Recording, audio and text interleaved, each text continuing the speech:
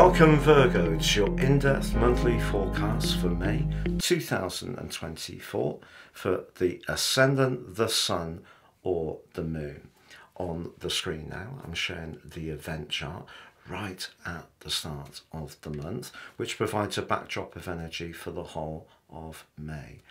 So that dramatic climax to that conjunction between Jupiter and Uranus, which occurred in your sector of adventure and new experiences on the 21st of April, that's still very much to the fore as we begin this month. You can see on your chart wheel, Jupiter and Uranus, they're right at the top of your chart. Now, of course, the sign of Taurus is a sister earth sign for you, and Venus, the ruler of that sign, moved into Taurus as last month came to a close on the 29th. So new experiences and travel and expanding your horizons does remain a theme for the start of this month at least. But you can see in the 6th house, which is very much in keeping with the core archetype of your sign, an appreciation of responsibilities, being aware of responsibilities, taking care of the details. You have Pluto, the planet of change. The 6th house can also be about work, but also obligations. And the moon is very close to Pluto at the start of this month.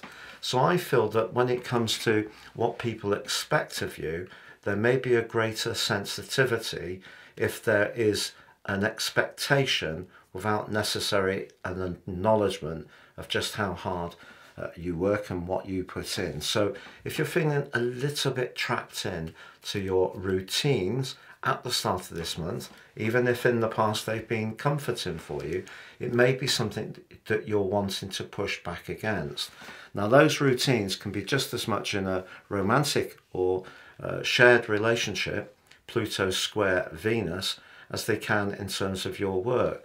Later on the first day of this month, the moon moves forwards and that squares up to the sun as well. That creates a quarter moon, not often spoken about by YouTube astrologers, but the impact is for 1 week. So the first 7 days of this month, the energy of the 6th house is conflicting with that freedom-loving energy of the 9th. So what does that suggest? Well, I feel if you are in a job that's become too humdrum, too routine, too predictable, it may be something that even if there are attractions to that, that slowly but surely you're being pulled towards reconsidering. And that reconsideration could come in a way from the instinctive connection of your ruler Mercury with the North Node in House 8 in Aries. Now, House 8 is a very complex area. It's very much about transformations, but it can be where we're most devoted and where we don't really like to let go of the investment we put in, be it financial, spiritual, or physical even. However, Mercury being so close to that North Node suggests that if you're being drawn in a new area, you should certainly listen to it. And Mars arrived in that area as last month came to a close too, but on the last day. Now, Mars is the ruler of the sign of Aries. Over the following 6 weeks through to the second half of June, Mars gives you a lot of extra desire. Mars in the 8th house tunes into the need for instant gratification. Now, the 8th house can be a little bit obsessive. It's got a Plutonian feel, but ironically, Mars and Pluto, the two rulers of Scorpio, are collaborating for the first time in these two zodiac signs for over 200 years right at the start of this month.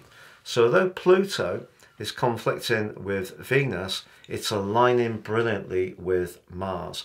And that's giving you extra thrust if you are wanting to find the confidence really to make some significant changes.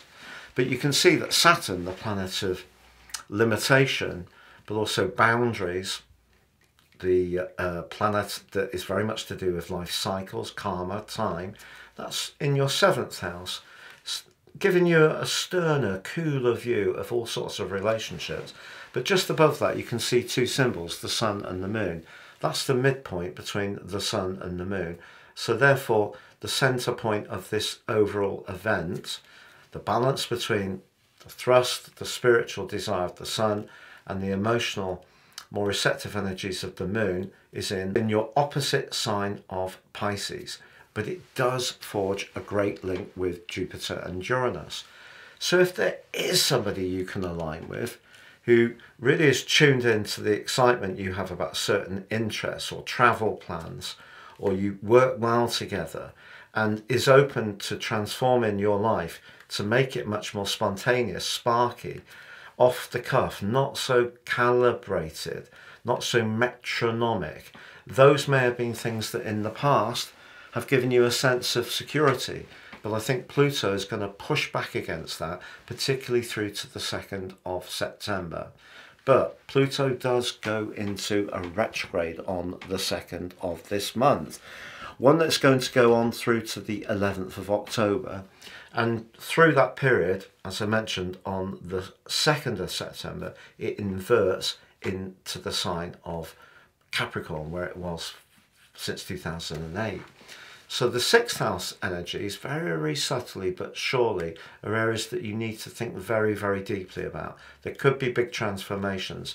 And as Pluto inverts back into the 5th, there it's saying, look, is what I'm doing really giving me a sense of enjoyment, which is what the 5th house is very much about. It's about pleasure. It's about showcasing our star quality. But at the moment, it's pushing you to work on the thing that you've often encouraged others on, which is your life structure, and make some reforms, because the clash between Pluto and the Moon and Venus and the Sun at the start of this month does say that if it's too much give and not enough freedom, it's going to starve you of the oxygen of passion. So you mustn't let your pragmatism pulverize your passion as this month begins.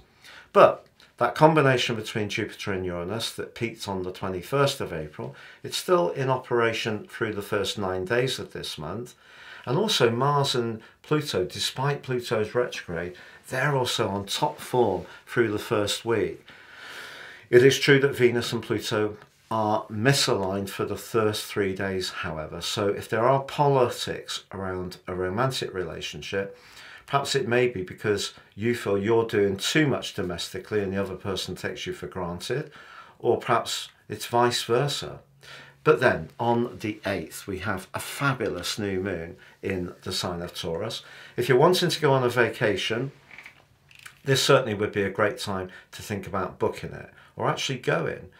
But if you go with someone that you feel really comfortable with, it's going to be an even better experience, because the new moon forges an almost perfect angle to Saturn. So although Saturn may have caused some cool moments around all sorts of relationships over the last year, if you're with someone that you feel that you can relate to in a way where you don't feel trapped, where you can retain your individuality, yet you can collaborate in a solid way that you both respect, what a great new moon to provide the platform for that.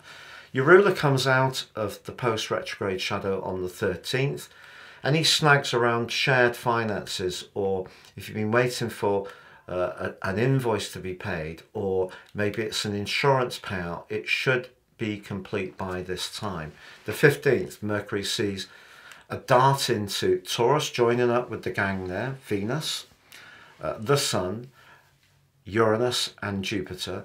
And again, that's being very provocative in terms of making your life more stimulating. Again, Pluto provides an influence which could suggest someone's going to remind you, again, if you're wanting to be freer, hey, what about this, which could make you feel more resentful. But by the 20th, the Sun actually climbs right to the top of your chart. And if this desire to change things up is not just in your personal situation and interest, it is actually to do with your employment situation. If you do want to make some physical changes, whether it's to where you live, or you apply for a new job in a new environment, perhaps a job that has more responsibility, do not underestimate your people skills in the interview process, because in week 3, Venus and Jupiter, the two planets of fortune, come together in an extremely lucky way. If you are traveling during that time, it could be a very enriching experience indeed. But on the 23rd, they become exact. So if you do have an opportunity to meet someone influential on that day, which is also a full moon, why not? Also, Venus is actually moving that day itself into Gemini, and then on the 25th Jupiter climbs to the top of your chart to join up with Venus and the Sun, and all three are reflecting back to Pluto in a very constructive way. Also, when the Sun moves into Gemini, it is instantly connecting to Pluto in a constructive way.